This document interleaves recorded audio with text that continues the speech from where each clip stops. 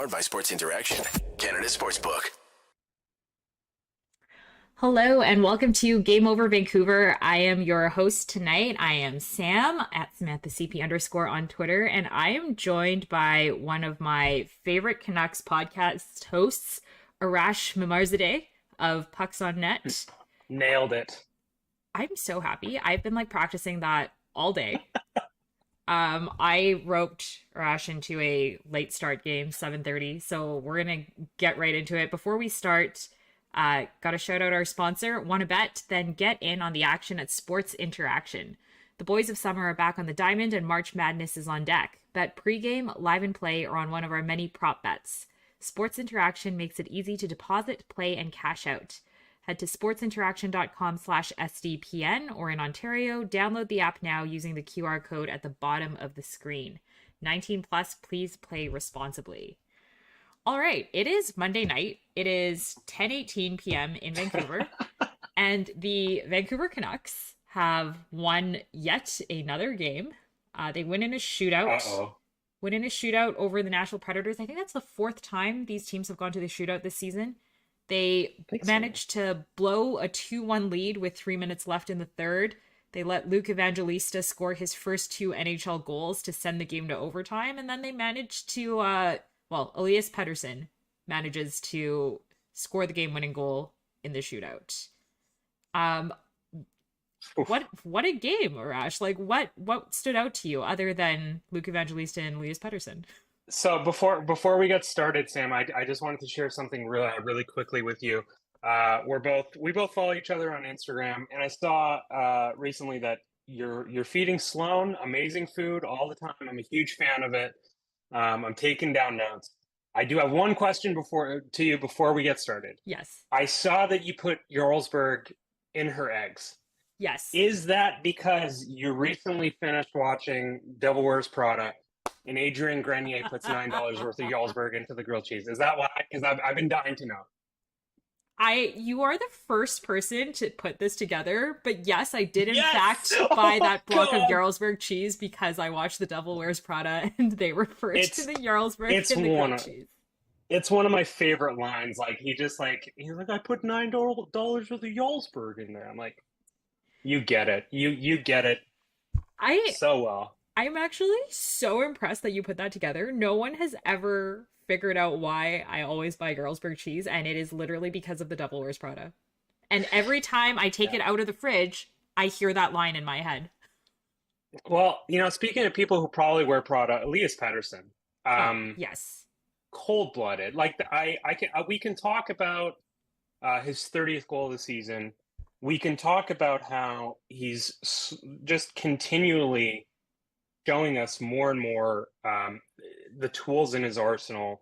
The stronger he gets on the puck, the more decisive he becomes offensively. Especially in the shootout, that is just that fight. You go 5-hole against UC Saros like that for the game winner. It's just, again, cold-blooded. For stuff that I liked in the game, they keep continually winning. I don't think it's by sheer luck. I think you're seeing a team that's been mixed up enough, that has some form of structure come in where players are suited properly within the lineup. Do I like Quinn Hughes playing 45 minutes a night? That young boy, that young Spider-Man needs his sleep. I don't know when he's going to get it, maybe in 20 games. But yeah, it was this odd, very odd little tank game where you had a depleted Nashville team that doesn't have Ryan Johansson or Phil Forsberg, and they traded Matthias Ekholm, and they come back and we go into overtime into shootout. And I know people in Team Tank are going to hate it, but they were never going to lose every game, and they have too much skill. And instead of Elias Pettersson going -40 and having 50 points in a really down year and pulling a Edmonton Oilers type situation, I think if they can go out and they can hustle and they can outwork the other team and they can do what they can do to win games, I'm all for it, especially when your cornerstone pieces in Quinn Hughes and Elias Pettersson play like that. Yeah, I think you nailed it. They were never going to lose every game, even though I said that's what I wanted them to do. If for all the people with us right now, I said on the last post game show after they beat the Leafs that as Team Tank as I am, I could not complain about beating the Leafs last game. Oh no. Similarly, like no complaints here. Seeing Elias Pettersson score his 30th goal, 300th point, second fastest in team history to hit 300 points, Yeah. right behind Pavel Bure. Um, Last game, Quinn Hughes became the fastest defenseman in the NHL to hit 200 assists. Like, Some of I'm as yeah, Team Tank. some of the classes, sorry, some of the classes that I mean, you can read into um who Quinn is near to with that statistic, and I think it's like Bobby Orr, maybe Phil Housley. Like it's kind of nuts how you have Elias Pettersson doing what he's doing, Quinn doing what he's doing, and oddly enough, some Canucks fans, rightfully so, um, there's still like this lack of hope, and it's crazy how we can have both things at the same time happening. I've always said, I mean, like, I'm a bit of two minds. I would love to see a long term strategy. That's why I'm Team Tank. I think they should try to get a top five pick if they can. It's looking Mm, less and less likely. But at the same time, you watch these guys play and you're like, yeah, when you play a game like the last two games where mm, they're structured, they're trying hard, like fun things are happening. I like even I have a hard time complaining about that, and I know everyone's always like, yeah. "Oh, you're so negative," but like, look, it's been fun to watch. Like, and they're doing. It's not like they're actually going out there and trying to win from a front office perspective, right? Like they put Artur No. Silovs in tonight, and like. I love a good Artie party. I think it's great that he picked up another win. I think that save he had in the first period was like absolutely heart stopping. Wild, wild. I mean, David Quadra. I hate to confirm when David Quadrelli's right, and I know friends of our friends Chris Faber and everyone else. We'd hate to admit it, but I think this Artie party's about to go, and a lot of people talking about what to do with Thatcher Demko and everything. Tonight, what a game! And just in terms of his movement, his composure, I thought probably should have been a 3-2 game. Luke Evangelista gets that tip for the third goal, and that's again, those are kind of 50-50 toss-ups, just with how tough some of those shots are to read and prepare for. But yeah, it's fun. I don't know, Sam. Like, I'm having fun. Like, we're going down in the tank order, and we're probably going to pick like ninth. But it's I don't know if you can't find some semblance of like happiness through the drudgery and the depression that we've been through for the last decade, and little times like this. Um, yeah, beating the Leafs and then tonight, it's just fun. It's fun for the first time in a long time. Yeah, I'm not going to complain about it being fun. I've said for a long time that the best tanks are ones kind of like the Anaheim Ducks who are coming in on Wednesday have been doing, where Mm. you lose a lot of games, but you're icing a fun product. Like it's chaotic, but you get to see Troy Terry, you get to see Trevor Zegras, and like that's kind of what the last few games have felt like. It's Hmm. like I think we all know there's a lot of improvement available for this roster. There's a lot of room to grow. I think they should gun for playoffs next year like they're apparently doing. No, probably not, but you know Hmm. what? You, In like yeah. in a 90s 2000s kind of hashtag YOLO, like I don't know, Okay. what if the world ends next week, right? Like I will be happy that we beat the Leafs I mean, last game. Twitter almost ended today. We couldn't put up photos for like 2 hours, and everyone's like the violin players on the Titanic, being like, Yeah. it's been a pleasure to meme with you, Yeah. everyone. Um, I had this conversation with Ryan on our podcast today, where I said like, listen, you agree that they should take the slow, steady, simmer this stew approach. I believe they should do that as well. They have come out and said we're not doing that. You have to accept that. As much as it sucks, and trust me, it sucks because we had a chef before for 7 years who does, he didn't even have his food safe, and he was just like kind of messing around and being like, oh, this is how an omelet is. Um, and that sucked for us, and we had to sit there and watch it. I feel like you have someone in Patrick Alvan and someone in the background in some form of Jim Rutherford that through the last 2-3 months, if it's the Horvat trade, if it's the Luke Shen trade, Curtis Lazar, Brain Kratzoff, um, yeah, the Hronik deal, we can get into it. That's a whole other thing. I think that's more about positional need than anything, because where do you find 25-year-old right-handed defensemen who can put up 40 points and have a two-way game and they're RFA controlled? Like you just don't find those. That we're going down this path.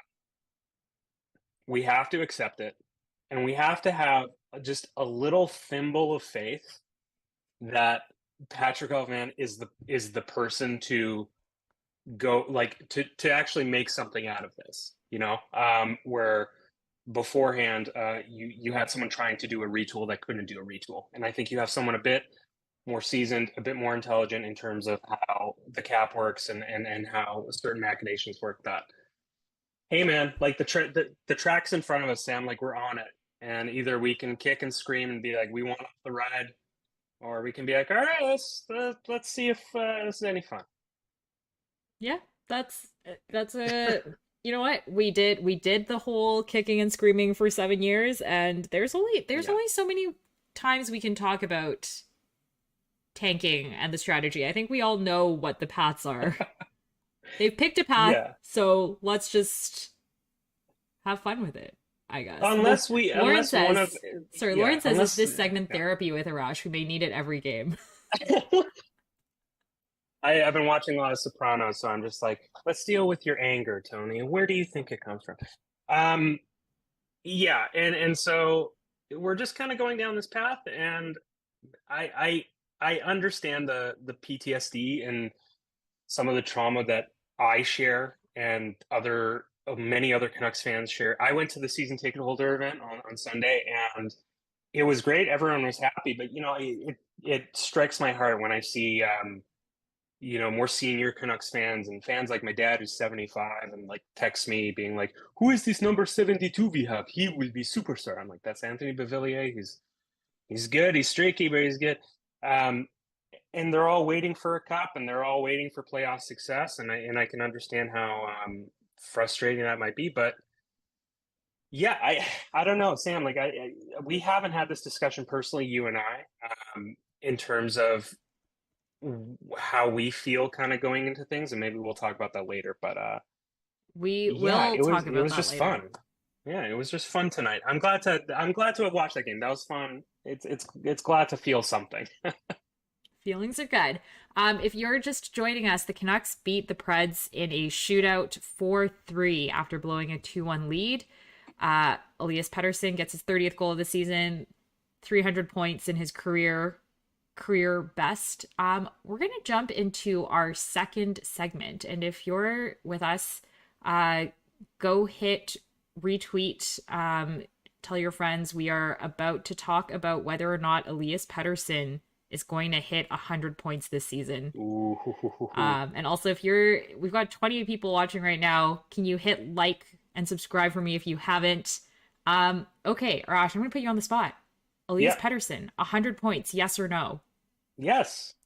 Yeah. Oh, yeah. I think by strength of schedule, they have the second easiest schedule in the NHL. 3 games against the Ducks, 2 against the Blackhawks. They have a gamut where, listen, like the Canucks aren't in a position where they're saying, okay, well, we're not going to start JT Miller because we need to rest him for the playoffs. Like they got games, they're going to play all the games, and these bad teams that are also in the lottery with them are going to play all the games. They're not going to start dressing even worse rosters than they have. They're going to start playing who they are, and I after tonight, I don't know if he's at 77 or 78 points after tonight, but man, you have to think like if he goes slightly above a clip of a point per game remaining, he's going to hit 100 points. That's terrifying. That's terrifying coming from an RFA status that next year he's going to be like, hey, where's the Brinks truck, and then Canucks fans, but also he's getting 100 points. So if you're paying him 11, you're giving him the Pasternak deal or whatever, which is 11, I think 11.25 for 7 or 8 years. Like you have your cornerstone. He is who you think he is. He is exactly what you wanted him always to be. He's not Michael Nylander, he's more, Peter Forsberg. That's not to say they're the same players, but you know what I mean in terms of ceiling. So it's a great. I think that's the remaining narrative. Like that's the one remaining narrative that everyone can cheer for is Elias Pettersson getting into the 100 point club. Yeah, I think it's pretty unanimous in the chat. Peter Wynn says, Samantha, is that a trick question? Of course, PD will. Haha. 103, baby. I actually, when I first asked this question, I think a few weeks ago, I think he was on a 107 point clip, and I think he can still do it. Because the remaining schedule, and here's the other problem for Team Tank, and I think Drance flagged this. Drance, who everyone is like, you're the most negative hack in the city. Drance flagged like months ago. The Canucks' schedule for the rest of the season is too easy for them to seriously be in the Connor Bedard sweepstakes.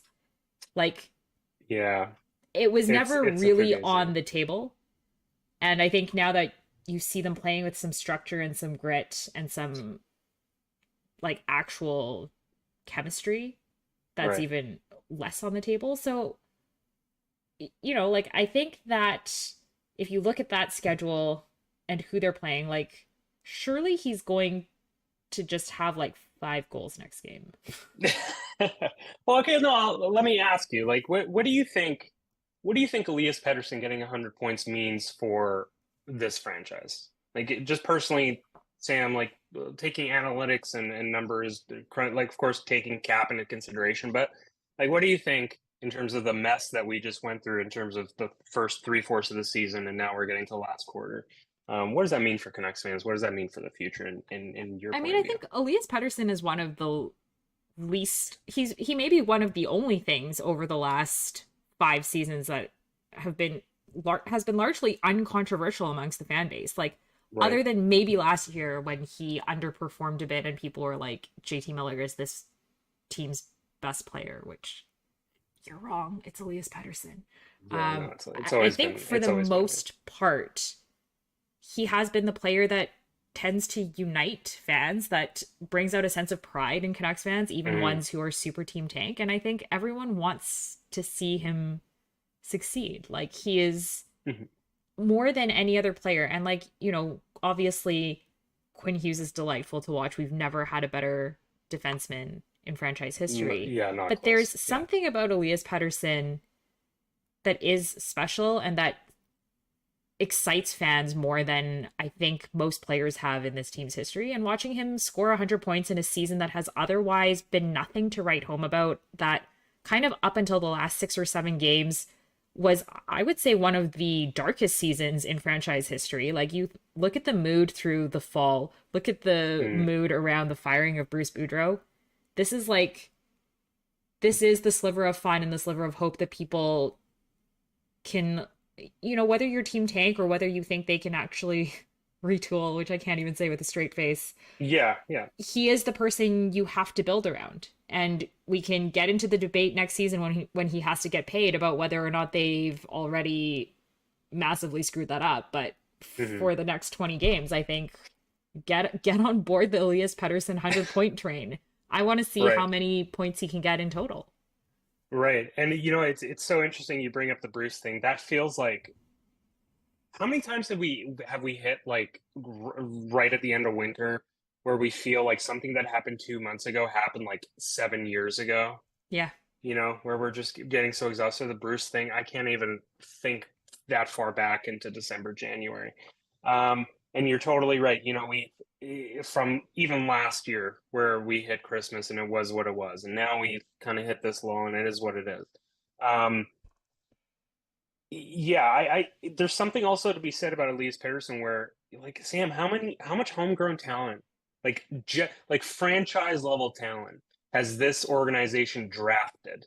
I'm thinking there's Pavel Bure, Trevor Linden, and even Linden you can talk about. Like, I wouldn't really. That's more of a heart and soul thing than a skill thing, heart and right? soul. Stan Smeel, heart and soul. Trevor Linden, heart and soul. Tiger I think it's really just Bure and the Sedins. Yeah, it's Daniel Henrik, the Sedins. Wade Brookbank probably, and I'm trying to think. Yeah, that's probably it. I mean, again, there's probably someone that we've missed, and if we have, please flame us on Twitter and in the chat. But there is just something to be said about, as much as this franchise also wants to go and say, we can obtain players through NCAA and this. There's something about you've picked a player, he's in your system, and you see him from the moment that he's on the ice and his parents are there against the Calgary Flames, and he goes glove side on Mike Smith for his first goal. There's just something where if you're with them through the entire journey, that connects you more, as opposed to trading for someone who comes in and then you have to kind of build this attachment and everything to them. So I think it's super special, and in terms of the money that he's making, I hope that what the moves that this organization makes and the next little bit and into free agency and into the draft clears up enough of a mindset for Elias Pettersson to understand that, like, this is your team, we're building around you, you're the guy, as opposed to kind of thinking like, what the heck is going on? You traded Bo, JT's still here, Brock's wanted to leave for like 2 years.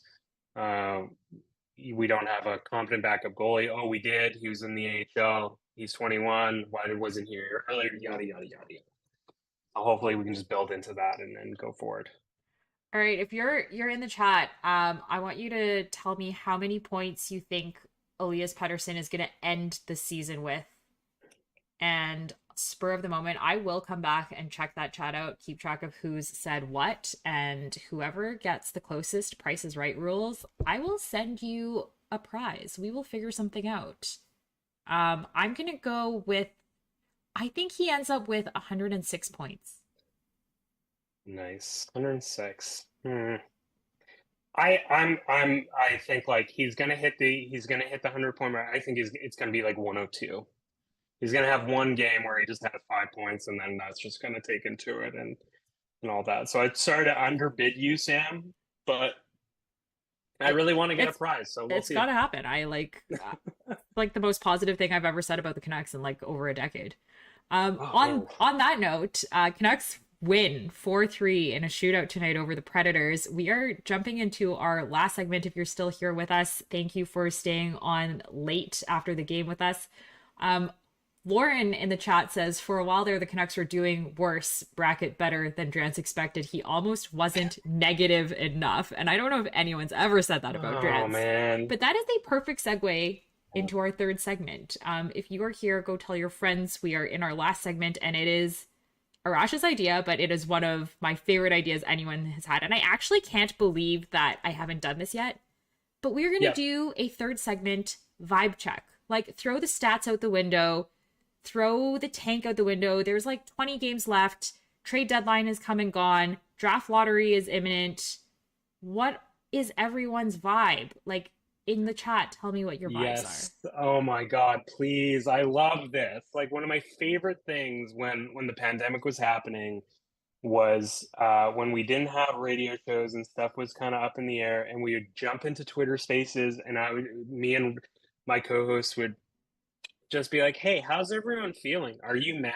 Are you sad? Are you happy? Are you disappointed?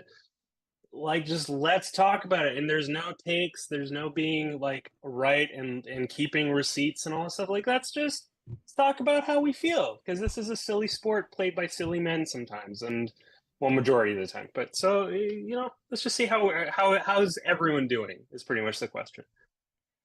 All right. I'm going to start with you. What's your vibe? What's your vibe check right now? Oh man. Okay, so you brought up Drance, and I listened to a lot of radio. I love Thomas. He was a great mentor during my Boston project, and laughed at the first Half-Life joke I made over the phone, which made things really easy with him. My vibes are a little different than I think a lot of people are currently feeling in the market. Like, I came in really pessimistic into January and thinking like, oh man, I don't know.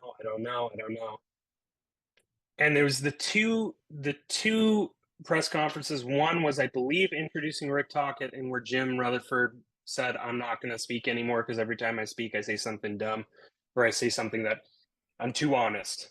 And then Patrick Alvan took over, and you saw this kind of this like there was like a 3 or 4 minute segment where he was just talking about how Abbotsford connects to Vancouver, how their free agents and everything connects, and I was like, oh, okay, that makes sense. Like that's a coherent vision. Wow, that's wonderful. Thank you. We saw him recently about the Hronik deal and everything, and you look at Horvat, you look at all the assets that they got. Yes, they traded the conditional first and the second. I'm not so sure about that second because where the Canucks are. I just feel like things are not as doom and gloom as the moon in Zelda's Majora's Mask about to come and smash down into the city of the Lower Mainland. It might seem to feel. I think this draft class is great. It's deep. I think if the Canucks go and they have 2 third-round picks, 3 fourth-round picks, if they go and trade a third and a fourth to get into the second round, then they have a first, a second, a third, 2 fourths. Then is that anyone like really, really, really hurt still? Like I don't know. The free agency class again, the 2 leading scorers from my knowledge right now in the 2023 UFA class are Max Domi and David Krejci. So if some GMs come out and say, you know what, Connor Garland at 3 years left at 4.9, if the acquisition cost is right, would I rather just get him for a pick and a player as opposed to going and giving Max Domi whatever he's justifying, a 6x6, whatever he's being like, I'm the number 1 scorer, whatever. So yeah, I foolishly have a little bit of hope. I foolishly have a little bit of confidence that from the moves that they've made, that yes, they're going to retool. They're not going to rebuild, but they're going to retool. And I believe, I can't wait for this to get clipped. I believe that there is a proper management system in place for the right person to do this retool, even though it's probably not what they want to do. And it's not what we as fans want to do. But I believe in Patrick Alvin a little bit here. So I'm going to put my vibes out there. I'm just going to be like, hey, I will be asking producer Rob to clip that. Oh God! Literally, just you saying I believe in Patrick Alvin. I can't wait. I can't wait for Drance to like DM me, being like, this is what they're going to remember you for. I'm like, yeah, I'll just delete my Twitter and just rename it or something. That's the first thing Mr. I'm Booth tweeting tomorrow morning. That's what I'll do. Mr. Booth 2. I'll just be like, yeah, no, he's back, guys. Yes. It's all good. How about I can't see the chat, but how about you or people in the chat right now? There are not a lot of vibes in the chat right now. We've got AJ Hifley from DNVR and the Avs beat writer here, which I love. Thank you for being here, AJ.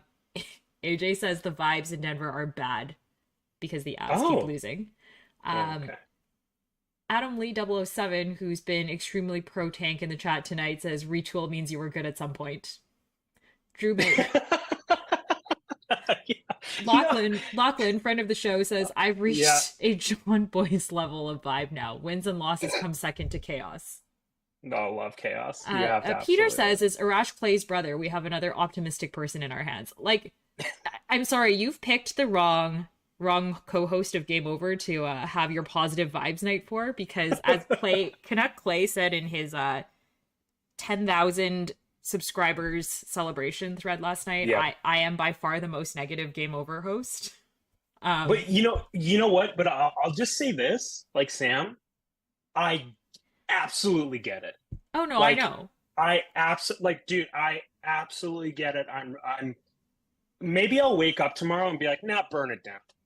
Just like, don't even care. Just like, AJ burn it says down. Takes a bold man to be optimistic about Vancouver right now. So you are a bold man.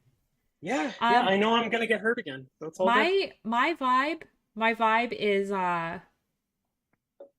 it's hard to say. I wouldn't say doom and gloom. I feel like through January and through the Bruce stuff, I was really angry. And I felt like that 100%. Was like maybe the most negative I've been about this franchise in a long time. I was like, look, the incompetence, I can kind of tolerate and eat it and accept it. But like the disrespect to a good person, I did not respect whatsoever. But like coming out of that, and I'm not like by no means am I excusing what they did. And I don't think that like they should be let off the hook for what happened. Absolutely not. Oh, I just absolutely find not. that like maybe it's not, I guess indifference is a bit of a harsh word, Mm. but I find it really hard to care about their long-term prospects right now, which is maybe why it's easier to embrace the chaos like Lachlan says and have fun. Like Yeah. they're doing exactly what I said they would do, which is that this is a team that is not nearly as bad as they were for the first half of the season. They're Yeah. like they never should have been that bad. This is a team that has enough talent to be middle of the pack, should be on the bubble, should be able to make the playoffs. And that's what this team is. And what I Right. said all along was they were going to pull this together at the end and draft right around 15. And Yeah. that's exactly what's going to happen.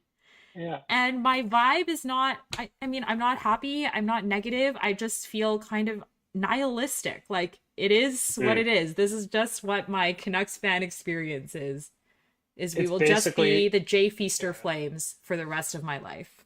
yeah, I'm basically Lars von Trier's Melancholia. I'm just waiting for, again, I keep talking about the moon coming and crashing into the earth. I'm just like, it's coming and it's gonna be either good or it's gonna be either bad. All I know is I can't get off this ride. So, I need yeah, like to it is what it is. save, I can't keep pushing the like this team doesn't know what it's doing story Mm. until I know what Elias Pettersson wants to be paid next year. Hmm. And then I can revisit how negative I can get. That's Like, my play yeah. right now. So like I'm just curious. Like if they because they can't move Tyler again, shout out to Tyler Myers, 900 a game. That played tonight and I was able to talk to him yesterday on Sunday. Beauty of a human being. One thing quickly to talk about. I don't know about you, Sam, but Christian Woolen and Kyle Burrows, nice little tidy night they had tonight. I thought that pairing was really strong for the Canucks. I don't know, yeah, that's not going to be your second pair of the future, but for the rest of the season, something to look at and something cool to go for. Um, I like they can't move Tyler Myers until September 15th after his bonus is paid. But like, if this team comes and they move Tyler Myers 6 million, they move one of Garland or Besser somehow finally they make a little space and they somehow competently spend that space. Like going and getting Vitaly Kravtsov for free, moving Curtis Lazar. He has 2 years of term. They finally moved him. Moving Luke Shen. They moved Tyler Mott last year, and knowing like, if they've made a mistake somewhere, every reporter in Canada was saying that JT Miller's going to the Pens, and they're working on that. I just feel like a lot of the vibes can be turned around really quickly. And I feel like we're just on the edge of either the vibes are either going to be really good with moves they're going to make, or if they keep going down the same road and not being able to pull off what they've wanted to for the last years, it's just going to get, again, really just like nihilistic. I think that's fair. I would say that the tone in the chat right now, which has really taken off, is mostly pretty negative. Yeah, of course. 100%. Yeah. Avery, who is like just out to get me, manifesting Canucks last minute push for final wildcard spot. No, no, Avery, that is the worst thing you've ever said to me. Uh, AJ says I don't know you don't anything about think that. quote aimlessly adrift is a direction. I mean, Yeah, it has aimlessly adrift has a 360-degree radius of movement, so I don't know. You can go anywhere you want. uh, Jason Bear says Canucks winning 12 of their last 19 games is entirely possible. Yes, it Oh is. God. Oh God, you're so right. It hurts. It hurts how right you are. AJ says lots of franchise changing players drafted at 15 to be fair. History is definitely on that side. That's true. Karamaki looking like a player that plays hockey. Maybe sometimes. And finally, one last comment for the night. Tony Smolak says, "It's me, isn't it? I was prepared to embrace the tank, but then they start to win." And you know what? Tony is somebody who I have like interacted with for a long time, followed, and Tony has never been really a big proponent of Team Tank. And like several weeks ago, suddenly Tony was on board, and then they started winning. So Tony, I think you're right. I think that's it. Thank you. Thank you for your sacrifice. Thank you for finally getting this ship in the direction that is not aimlessly adrift, but headed due north, right to the top of the division. Terrence Alana says the worst thing Avery has ever said was his Bark Messier Canuck dog name suggestion, and that is actually correct. That is worse than a wild card spot. Yeah. Ooh. So yeah, those are the vibes. The vibes are I would say you are leading the positivity train tonight, which is fair because Clay is at the game and not in the chat. So you're fulfilling the Canucks Clay role tonight. But I like it. Like it was a fun game. There's not a lot to it's hard to complain when Elias Pettersson gets his 30th goal of the season and continues to just have an outrageously good season. Yeah.